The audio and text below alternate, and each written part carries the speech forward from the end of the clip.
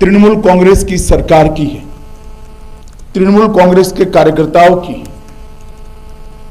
सत्ता का अहंकार जब सर पर चढ़ जाता है तब इस प्रकार की घटनाएं आकार लेती हैं।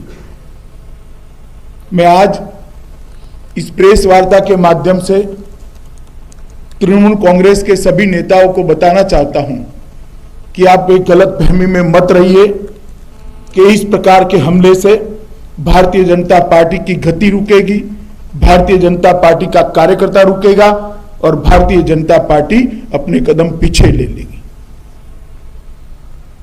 जितना इस प्रकार की हिंसा का वातावरण बनाएंगे, भारतीय जनता पार्टी और मजबूती के साथ बंगाल के अंदर अपने आप को मजबूत करने के लिए परिश्रम करेगी।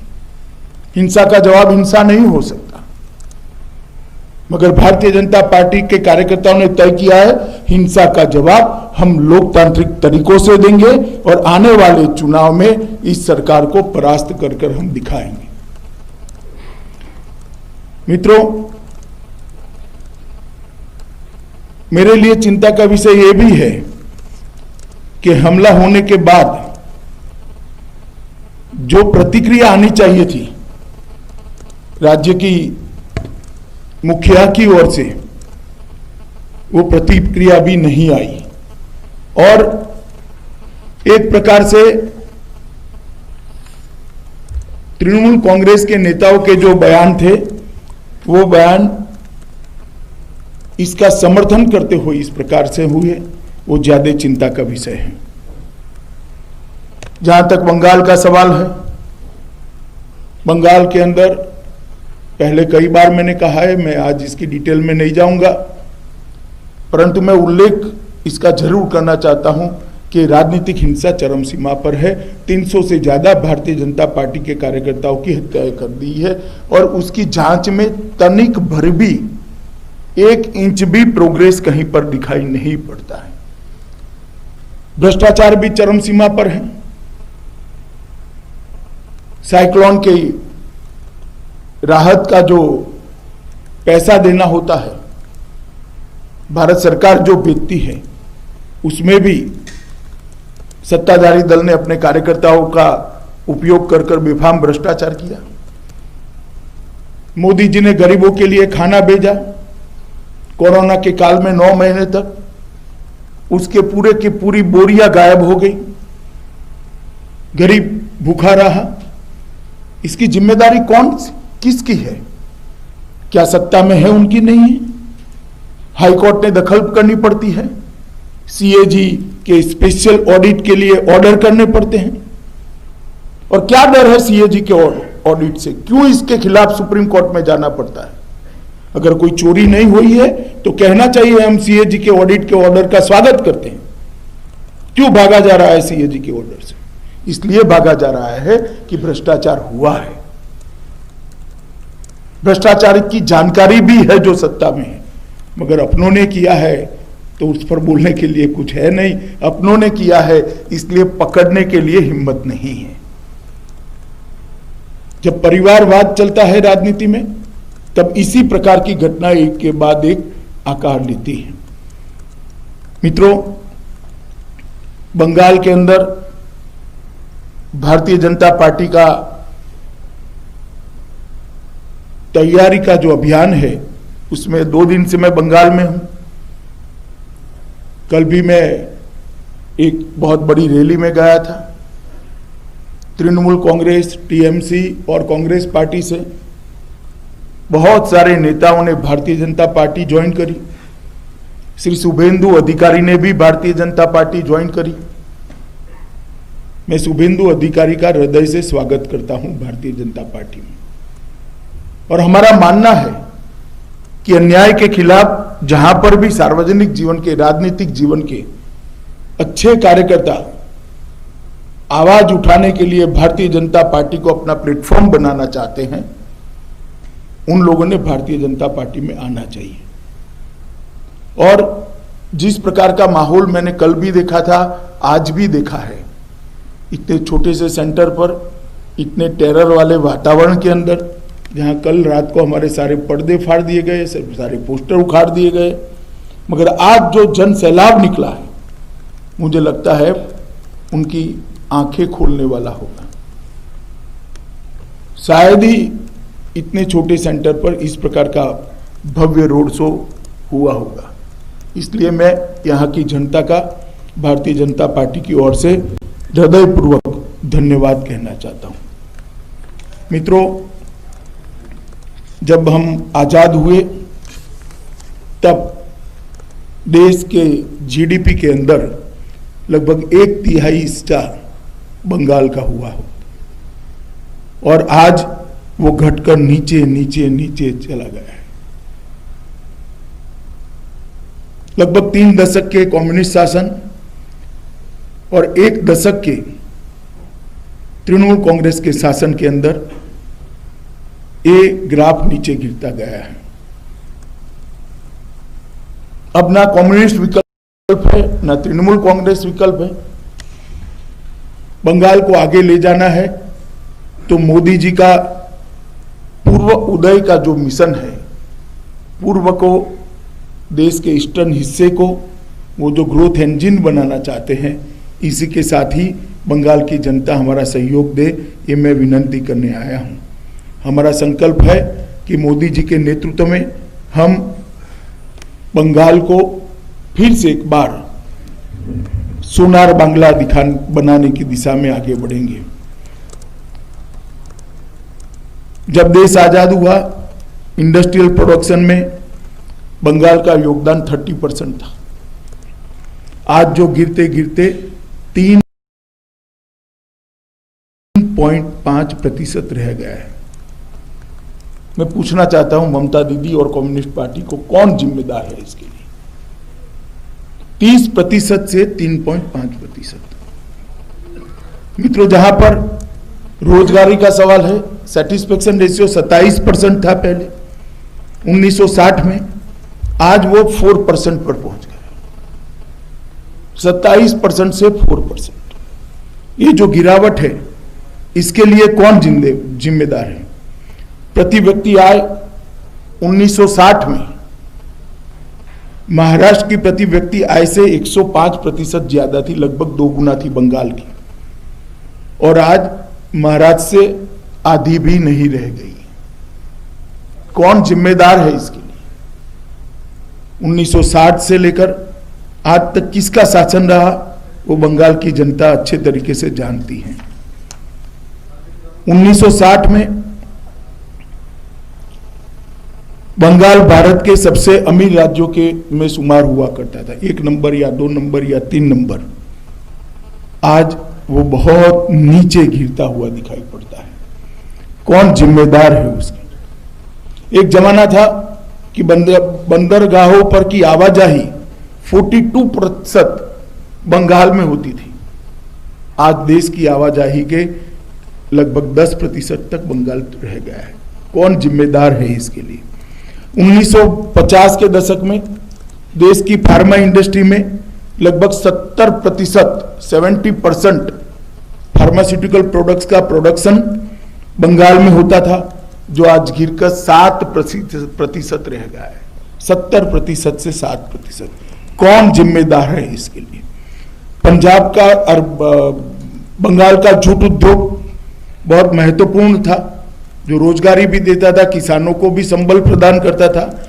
जूट उद्योग भी आज बहुत सारी जूट मिलें बंद है और कागज पर चल रही है।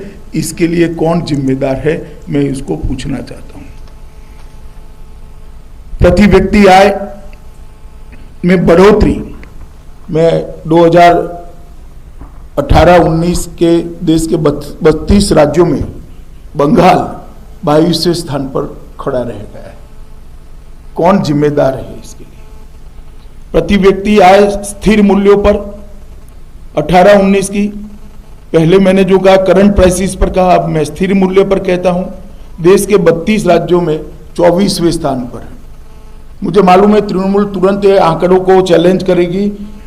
मेरा इनको दावा है कि आप एक स्थान तय कर दीजिए, मेरा युवा मोर्चा के अध्यक्ष आपके लिए चर्चा के लिए तैयार है, वो आकर आपको चर्चा कर देगा कि आंकड़े कहां से आए। 24वें स्थान पर आप आ गए। मित्रों, भारत के सकल घरेलू उत्पादन में 2011-12 में 6.03 पर पहुंच गए, जो मैंने पहले कहा कि 30% पर थे। उद्योग क्षेत्र के वृद्धि के संदर्भ में पश्चिम बंगाल 32 राज्य और केंद्र शासित प्रदेशों में 20वें स्थान पर है और CAGR इसकी 5.74% पर सीमित रह गई। सेवा के क्षेत्र में वृद्धि के मामले में सिर्फ 5.8% रह गई। विकास दर और 28वें स्थान पर 32 राज्यों में है।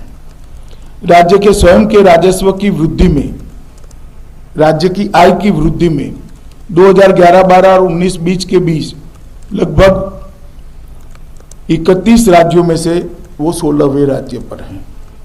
2020 से 21 के राज्य के बजट में दिए गए ऋण का अनुमान करें तो कोई भी बच्चा जन्म लेता है वो 50,000 के ऋण के साथ बंगाल में जन्म लेता है और कई राज्यों में ऋण ज्यादा हो सकता है, इससे भी ज्यादा हो सकता है, मगर वहां डेवलपमेंट हुई है।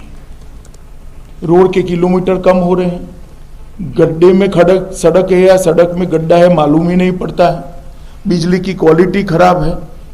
तो ये ऋण क्यों बढ़ रहा है?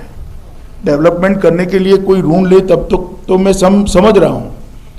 मित्रों, प्रत्यक्ष विदेशी निवेश में बंगाल की हिस्सेदारी 2011 में भी 1% ही थी।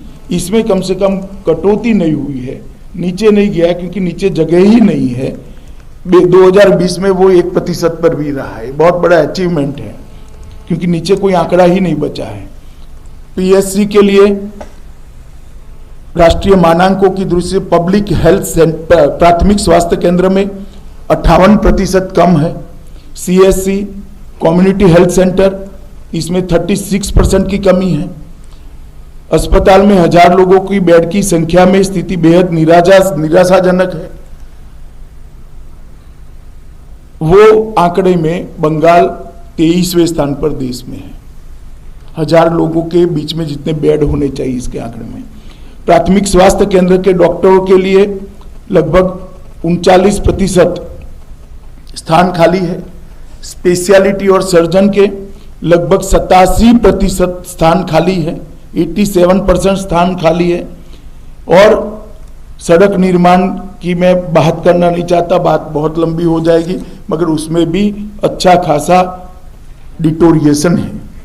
शहरी विकास में जो हमने ग्रांट भेजी है उसका भी खर्चा नहीं हो पा रहा है। शिक्षा के अंदर 90% प्राथमिक स्कूलों में डेस्क नहीं है, लगभग 30% से ज़्यादा स्कूलों में पर्याप्त क्लासरूम नहीं है, 10% स्कूलों में इलेक्ट्रिसिटी कनेक्शन नहीं है, 56% स्कूलों में टॉयलेट नहीं है और प्रति 1 लाख की जनसंख्या पर 13 कॉलेज ही है, 13 डिग्री कॉलेज है, जो देश में बंगाल 32 स्थानों में से 28वें स्थानों पर है। ये बंगाल की शिक्षा का हाल है। इस सब में कहीं पर भी नंबर 1 नहीं आता है। टोलबाजी करने में नंबर 1 है, भ्रष्टाचार में नंबर 1 है, परिवारवाद चलाने में नंबर 1 है, हिंसा करने में नंबर 1 है, बम धमाकों में नंबर 1 है, कार्यकर्ताओं की हत्या कराने में नंबर 1 है। जो बंगाल कभी नंबर 1 पर दिखाई पड़ता था, आज कहीं पर भी 20 के ऊपर नहीं दिखाई पड़ता है। जहां तक कृषि का सवाल है, मोदी जी ने देश के लगभग 10 करोड़ किसानों को 95,000 करोड़ रुपया की सहायता विगत 1.5 साल के अंदर दी है। 10 करोड़ किसानों को 95,000 करोड़ की सहायता बंगाल के एक भी किसान को नहीं मिली, क्योंकि वो सूची ही ममता दीदी नहीं बीती। मैं बार बार ये विषय को उठा रहा हूं और बार बार इसलिए उठा रहा हूं कि चुनाव के पहले कम से कम गरीब किसान का पैसा मत रुकिए। आप क्या बिगाड़ा है उसने? मोदी जी किसान के खाते में सीधा 6,000 रुपया भेज रहे हैं, आप उनको सूची नहीं भेज रहे हैं। और लगभग 23 लाख किसानों ने ऑनलाइन आवेदन किया है, आप सूची ना भेजो, उन्होंने ऑनलाइन एप्लीकेशन, इसका सर्टिफिकेशन सिर्फ आपको एक पत्र देकर करना है, वो भी आप नहीं कर रहे हो। क्यों बंगाल के किसानों को पर साल 6,000 रुपया नहीं मिलना चाहिए? और आप किसान आंदोलन का समर्थन कर रही हो। आपके राज्य में कम से कम 6,000 रुपया मिल जाए, इसकी तो व्यवस्था करो। सिर्फ एक दस्तखत करने का, ऑटोग्राफ समझ कर दे दीजिए। आप भतीजे की जन्मदिन की बधाई समझकर एक पत्र लिख दीजिए, बहुत सारे किसानों का कल्याण हो जाएगा। प्रधानमंत्री बीमा योजना के लाभार्थी 2018-19 तक तो सब ठीक चलता था, बहुत कम था मगर फिर भी कुछ था। 19-20 में शून्य है। क्यों? क्योंकि चुनाव आ रहा है। प्रधानमंत्री फसल बीमा का फायदा यहां मिलना नहीं चाहिए, वरना मोदी जी लोकप्रिय हो जाएंगे। स्वास्थ्य सेवाओं की मैंने बात करी है। ये बंगाल की सिंचाई, बंगाल शायद मीठे जल की उपलब्धि वाला, पर हेड में चर्चा कर रहा हूं, प्रति व्यक्ति मीठा जल की उपलब्धि देश में सबसे समृद्ध राज्य है। फिर भी इरिगेशन 55% पर सिमटा हुआ है। 55%। इसको बहुत बढ़ा सकते हैं। और किसानों की मासिक औसत आय के मामले में नाबार्ड का जो 16-17 का सर्वे उपलब्ध है, इसके हिसाब से 29 राज्यों में आप 24वें राज्य पर बंगाल ठहरा हुआ है। 29 राज्यों में 24वें स्थान। तो सुजलाम सुफलाम भूमि मानी जाती थी। इस सफल सरकार का जो दावा करी, इसलिए मुझे ये सब बताना, न करते तो शायद मैं भी न बताता, मगर मैं बंगाल की जनता को आज बताने आया हूं कि हर क्षेत्र के अंदर क्या हुआ है। स्वास्थ्य के 5 लाख रुपए हर गरीब को मिलते हैं। आज 5 लाख रुपए तक का स्वास्थ्य का खर्चा भारत सरकार उठा रही है। यहां पर ये योजना अमल नहीं हो रही है। क्यों नहीं हो रही है? गरीबी तो इतनी है क्योंकि इस योजना के साथ केंद्र सरकार का नाम जुड़ा हुआ है। फेडरल स्ट्रक्चर के सम्मान करने का यह तरीका है क्या? इसके कारण आप आपके राज्य के मतदाताओं का, आपके राज्य के गरीबों को अन्याय करेंगे, और कब तक ये चलेगा? आप चिंता मत करिए ममता दीदी, ये चुनाव के साथ ही समाप्त होने वाला है, क्योंकि आपकी सरकार जाने वाली है। यहां पर फिर से एक बार भारतीय जनता पार्टी की सरकार आनी। मित्रों, मां, माटी और मानुष का जो नारा लेकर निकले थे, तुष्टीकरण, तानाशाही और तोलबाजी में अटक कर रह गए। दूर दूर तक मां, मिट्टी और मानुष का नारा दिखाई नहीं पड़ता है। एक फैमिली पार्टी बनकर तृणमूल कांग्रेस रह गई है। 10 करोड़ बंगाल की जनता की चिंता करनी बजाय मेरे भतीजे की चिंता कर कर उसको एक बार मुख्यमंत्री बना देते हैं तो बहुत बड़ा बंगाल का उद्धार हो जाएगा। ये थियरी पर जब राज्य की मुखिया चलती है तो इसी प्रकार के परिणाम आते हैं। गत प्रेस कॉन्फ्रेंस में भी मैंने कहा था कि 3 खतरनाक ट्रेंड भारत की राजनीति में बंगाल ने सेट किए हैं। एडमिनिस्ट्रेशन का संपूर्ण राजनीतिकरण कर दिया गया है, राजनीति का संपूर्ण अपराधीकरण कर दिया गया है, और भ्रष्टाचार को इंस्टीट्यूशनलाइज कर दिया गया है। ये तीनों ट्रेंड लोकतंत्र के लिए और जनता के लिए बहुत खतरनाक है। अतः मैं बंगाल की जनता को करबद्ध निवेदन भारतीय जनता पार्टी की ओर से करता हूं कि हमारे कार्यकर्ता एक परिवर्तन का अभियान लेकर चले, आर्नो अन्याय का एक अभियान लेकर चले हैं। आप कृपया इनके साथ जुड़िए, परिवर्तन करने में हमारी सहायता करिए। नरेंद्र मोदी को आपका आशीर्वाद दीजिए और बंगाल को सोनार बांग्ला बनाने का हमारा जो अभियान है उसमें आप लोग हमारे साथ जुड़िए।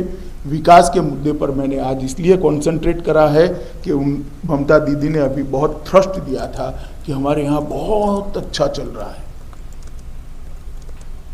अब मैं कहाँ से आता हूँ, मैं कैसा दिखता हूँ, ये सब बातों में जाए बगैर सारी चीज़ों का जवाब मैं मानता हूँ तृणमूल कांग्रेस ने बंगाल की जनता को देना चाहिए। मुद्दे से ध्यान भटकाने का प्रयास नहीं करना चाहिए। और फिर से एक बार बंगाल की जनता को मैं इतना ही भरोसा दिलाना चाहता हूँ कि चाहे हमारे कार्यकर्ताओं पर कितने जानलेवा हमले हो, हमारे अध्यक्ष जी पर कितना भी बड़ा हमला हो, बंगाल के भले के लिए भारतीय जनता पार्टी अपने ये अभियान से 1 इंच भी पीछे हटने वाली नहीं है। ये हमारा कमिटमेंट है और हम एक अच्छे शासन देने का बंगाल की जनता को वादा करते हैं। धन्यवाद। आपके नामों के साथ एक शब्द जुड़ा गया है सत्तारूढ़ पार्टी के द्वारा, यह है बोहिरागतो, मतलब आउटसाइडर। आरोप यह है कि बंगाल की अंदरूनी राजनीतिक मामले में आप दखल अंदाजी कर रहे हैं। इसको लेकर आपका टिप्पणी क्या है? ममता दीदी जब कांग्रेस में थी और इंदिरा जी यहां आती थी तो क्या कहती थी? वो बंगाल की अंदरूनी राजनीति में आंतरिक दखल थी क्या? जब वो कांग्रेस में थी और प्रणव दा आते थे या नरसिम्हा राव आते थे तो वो क्या कहती थी? और ये मंच पर आपको स्वपन दा, राहुल जी, दिलीप घोष, समीक दा कोई नहीं दिखाई पड़ता है। मैं बंगाल की जनता को कहना चाहता हूं, ये भ्रांति फैलाने का प्रयास है। ममता दीदी, आपको हराने के लिए किसी को दिल्ली से आने की जरूरत नहीं है। आपके सामने भी बंगाल का धरती पुत्र खड़ा रहेगा, आपके सामने ही भी बंगाल का ही आदमी लड़ेगा और आने वाला मुख्यमंत्री भी बंगाल की मिट्टी का ही मुख्यमंत्री हम बंगाल को देने जा रहे हैं। राष्ट्रीय दलों की संकल्पना शायद उनकी मेमोरी लॉस हो गई है, वो खुद राष्ट्रीय दल का मेंबर रही और आप इस प्रकार के देश की कल्पना ममता दीदी आप चाहती हैं जहां एक राज्य के व्यक्ति दूसरे राज्य में ना आ जाए? इस प्रकार का देश चाहते हैं? इतनी कंजर्वेटिव सोच बंगाल के अंदर नहीं स्वीकार होगी दीदी, आप कितना भी हो हल्ला करो। बंगाल खुले मन के लोगों का प्रदेश है, संकीर्ण लोगों का प्रदेश नहीं है। सरकार लास्ट 6 साल सीमांत सुरक्षा में बहुत काम किया है, लेकिन बांग्लादेश को जो सीमांत सुरक्षा है इस बारे में आपका क्या चर्चा है, क्या प्लानिंग है, क्या हम लोग जानना चाहता है? नहीं, देखिए, पैनिक जैसी कोई स्थिति नहीं है, परंतु सीमा सुरक्षा सिर्फ बॉर्डर के 6 किलोमीटर की पट्टी के माध्यम से नहीं हो सकती। एक इकोसिस्टम होता है, कलेक्ट्रेट का, डिस्ट्रिक्ट एसपी का, स्टेट गवर्नमेंट का। जब तक पूरा इकोसिस्टम घुसपैठ के बारे में सीरियस नहीं होता है, घुसपैठ रुक नहीं पाती है। और मैं नहीं मानता कि तुष्टीकरण के आधार पर, अपीसमेंट के आधार पर चलने वाली एक तृणमूल कांग्रेस की सरकार घुसपैठ रोक सकती है। घुसपैठ केवल और केवल भारतीय जनता पार्टी रोक सकती है बंगाल में। जेपी नड्डा के ऊपर हमले के बाद में जो 3 आईपीएस ऑफिसर के ट्रांसफर के बारे में हुआ है, उस पर ममता बनर्जी ये किया गया है कि ये फेडरल स्ट्रक्चर के खिलाफ है और इसके सपोर्ट में भी अरविंद केजरीवाल, अदर सारे लोग इसके सपोर्ट में भी बोले हैं और आज भी ममता बनर्जी किसी लीडर से बात भी किया है। इस पर आप क्या करेंगे? देखिए, केंद्र सरकार ने उनको जो पत्र लिखा है संपूर्ण रूप से संवैधानिक है और कानूनी है। फेडरल स्ट्रक्चर के दायरे में ही लिखा गया पत्र है और उन्होंने नियम को कोट कर जनता के साथ बात करनी चाहिए, केंद्र सरकार के साथ बात करनी चाहिए। ममता बनर्जी बार बार चुनौती दे रही हैं आपको कि आप लोग अगर हिम्मत है तो पश्चिम बंगाल में राष्ट्रपति शासन लगाएं। क्या आपको लगता है कि राष्ट्रपति शासन लगाने जैसी स्थिति है पश्चिम बंगाल में? शायद वो सिंपैथी गेन करने के लिए कह रही है। आप इस पचड़े में मत पड़िए। ये केंद्र और राज्य के बीच का मामला होता है, गंभीर प्रकार की बात होती है। कोई प्रेस कॉन्फ्रेंस में राष्ट्रपति शासन के फैसले नहीं होते। बताइए। My question is, Bengal is a bordering state and CAA is a very important issue here because there are a lot of legal as well as illegal migrants. So the first question is, sir, when will the CAA rules will be framed? And the second question is, sir, your famous talk about the chronology. आप chronology समझ लीजिए, CAA and then a nationwide NRC. मैं बता देता हूँ। अभी CAA के rules बनना भी बाकी है और बिकॉज ऑफ कोरोना इतना बड़ा अभियान चल नहीं सकता, इसलिए जब टीका लगने की शुरुआत हो जाएगी और कोरोना की साइकिल टूटेगी, इस पर हम जरूर विचार करेंगे और जब करेंगे तब आपको सूचित भी करेंगे। मैंने कहा ना, पहले क्रोनोलॉजी में पहला तो समाप्त होने दीजिए।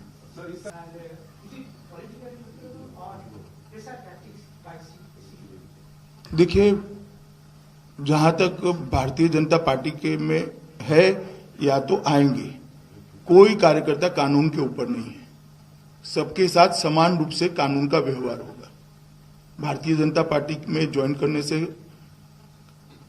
कानून के मर्यादा के कोई ऊपर नहीं उठता है, इसको इस दृष्टि से नहीं देखना चाहिए। सर, तृणमूल कांग्रेस के पुराने चेहरे अभी भाजपा के नए चेहरे हैं, तो सर आप लोगों को फर्क कैसे समझाएंगे? देखिए, भारतीय जनता पार्टी बहुत पुरानी पार्टी है और तृणमूल कांग्रेस में सवाल नेतृत्व के अप्रोच का है।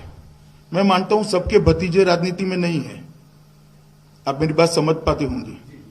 लीडरशिप के अप्रोच का है और भारतीय जनता पार्टी की संस्कृति में परिवारवाद है ही नहीं, भ्रष्टाचार है ही नहीं, ना टोलबाजी करने की संस्कृति है।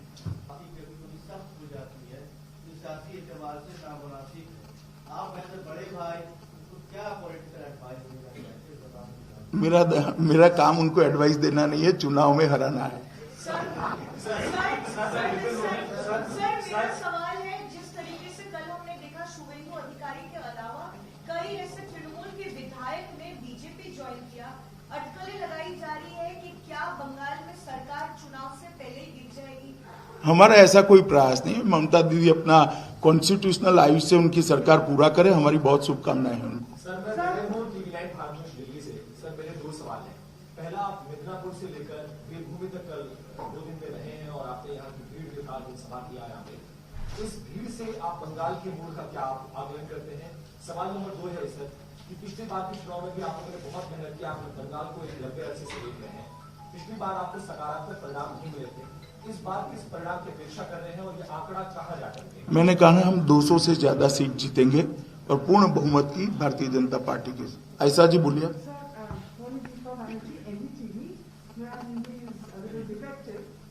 एक तो आज थोड़ा कंप्लेन कर रहा है कि आपके जीप पे हम नहीं उठ पाए, तो आपका इंटरव्यू मेरा नहीं हुआ, छोटा सा। अगर आप 2 मिनट मुझे अलग से बोले, चलिए। दूसरी बात ऐसे ही प्रश्न है कि कल भी आपने कहा ये बात और आज भी आपने प्रेस कॉन्फ्रेंस के बाद अभी कहा है कि पश्चिम बंगाल का जो मुख्यमंत्री होगा वो भूमिपुत्र होगा। ये आपने कहा जब शुभेंदु ज्वाइन कर गए। नहीं, ऐसा नहीं है। एक मिनट, आप ममता जी को ज्यादा मिलती है, आपका भी थोड़ा मेमोरी लॉस होने लगा है। मैंने कई बार कहा है, इसको इस प्रकार के आकलन में मत। मैं समझ रहा हूं, आपका आशय भी समझ रहा हूं, क्वेश्चन को भी समझ रहा हूं, इस प्रकार से मत जोड़िए। भूमिपुत्र बहुत सारे हैं, मैंने किसी के नाम के लिए नहीं कहा है।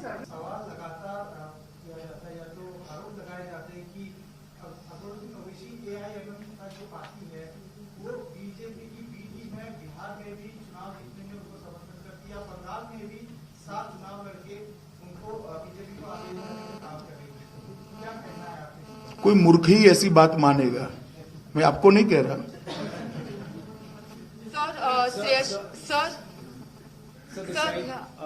Sir, Mamata Banerjee is saying that she had been raising the voice on behalf of the farmers.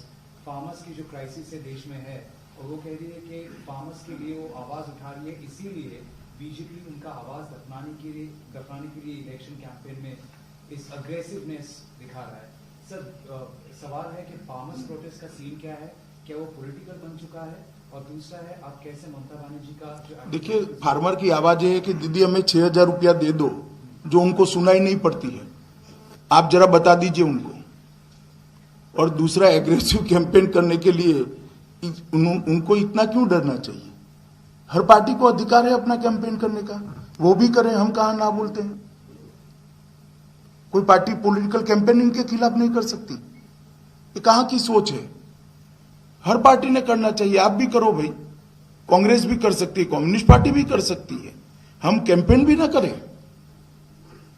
मैं नहीं मानता है लोकतंत्र की भावनाओं के अनुरूप। पीछे सर, एक बात यहाँ की मुख्यमंत्री हमेशा कहती है कि जैसे भाजपा की जो सरकार है दिल्ली में वो चुनी गई है, वैसे इनकी भी सरकार चुनी गई है जनता की ओर से, लेकिन सरकार जो दिल्ली की है वो बंगाल की सरकार की काम पे इंटरफियरेंस कर रहे हैं। फेडरल स्ट्रक्चर जो है वो नहीं माना जा रहा है, इसका आप कैसे जवाब देंगे? मैंने कहा तो, हमने ऐसा कुछ नहीं किया जो फेडरल स्ट्रक्चर के रिश्तों को डिस्टर्ब करता है।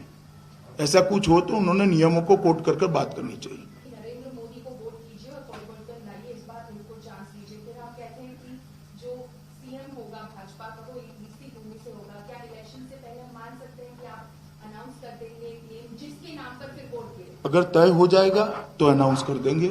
पार्लियामेंट्री बॉडीज के निर्णय करता है, मैं व्यक्तिगत तौर पर नहीं कर सकता। फार्मर्स से आपने कहा कि हम बात करना चाहते हैं, तो नेक्स्ट ब्लॉक की बातचीत हम कुछ एक्सपेक्ट कर सकते हैं आने वाले दिन? मैं 2 दिन से आया हूं, मगर कुछ तय हुआ है वहां पर। नरेंद्र सिंह जी के साथ बातचीत का कोई समय तय हुआ है, कल या परसों का, मुझे एग्जैक्ट जानकारी नहीं।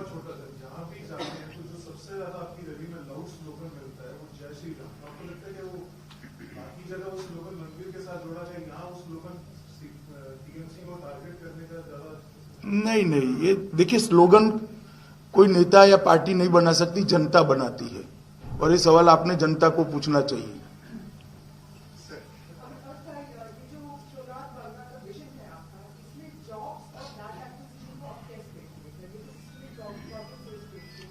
नहीं, देखिए, जब पूरा इकोसिस्टम बिखर जाता है तब ही ये प्रॉब्लम खड़े होते हैं।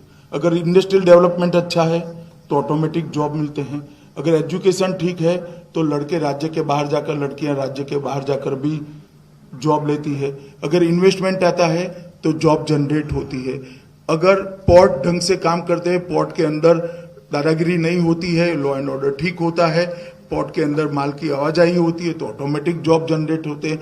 मेरा कहने का मतलब ये है कि इकोसिस्टम अगर कोई सरकार ठीक कर लेती है तो अपने आप जॉब जनरेट होते हैं, और मुझे भरोसा है कई राज्यों में परिवर्तन आए हैं, यहाँ पर भी आए हैं, जो 80 आएगा। 80 के दशक में जो बीमारू राज्य माने जाते थे, आज वो बीमारू नहीं है, तो यहाँ पर भी परिवर्तन हो ही सकता है। जी,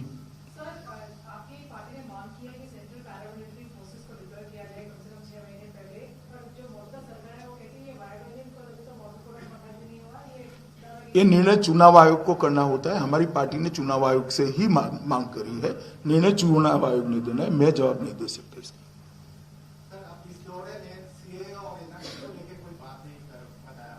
ये अंतिम दौरा नहीं है, आप क्यों इतने उतावले होते हो? अंतिम दौरा नहीं है भैया, ठोक कर बात करूंगा जब करूंगा। हाँ, चिंता मत।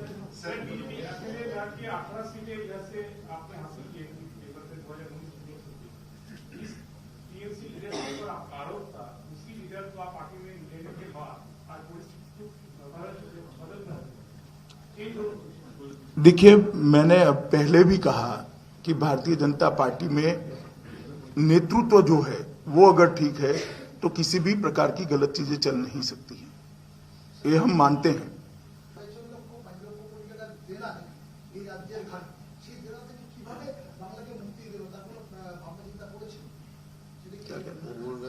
जो आंकड़ा दिया सारे वो तो पीछे है, मैं समझ गया। 5,000 करोड़ रुपया अभी उधार में चल रहा है बंगाल, 5 लाख करोड़, उसका कैसे भरपाई करेंगे जब 4 सप्ताह में आएंगे? देखिए, इतना ही मैं कहना चाहता हूं, आपकी चिंता बहुत वाजिब है, जो सत्ता में आएंगे उनके लिए भी चिंता का ही विषय है, परंतु नहीं बदल करेंगे तो और गड्ढा 5 की जगह 10 लाख हो जाएगा, क्या करोगे?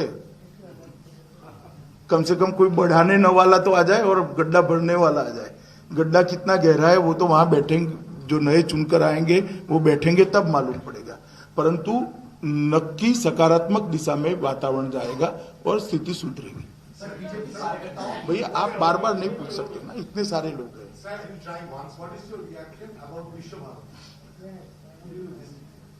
इसमें रिएक्शन क्या है?